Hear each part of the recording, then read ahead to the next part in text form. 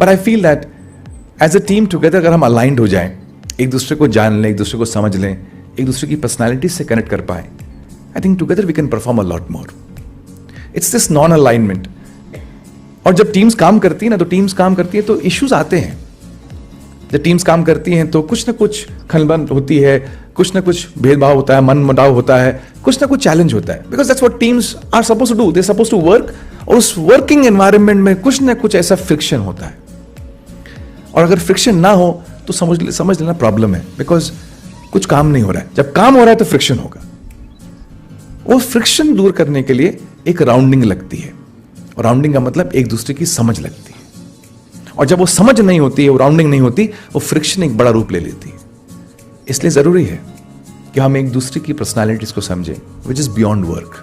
And that's reason I called you. And I want you also to go back with this thought process कि आप भी अपनी companies में, अगर आप नहीं करते हो, मुझे मालूम पड़ा बहुत से लोग करते हैं, लेकिन अगर आप अपनी कंपनीज में नहीं करते हो, have some cultural events, have some rounding.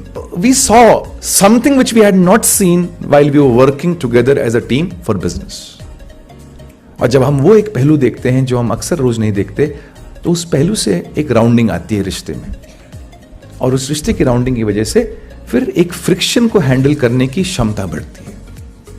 आज के दौर में whether it be team and bosses, whether it be friends and friends, whether it be at home, in-laws and laws, whether it be spouse and spouse, आज हमारी patience की जो level है वो क्षमता बहुत कम हो गई.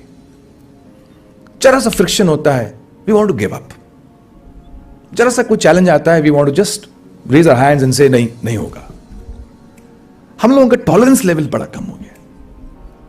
और वो टॉलरेंस लेवल को बढ़ाने का एक ही तरीका है, क्या हम एक दूसरे को और ज्यादा समझ सकते हैं. Can we be with each other in areas in situations which are other than what we are on a regular basis.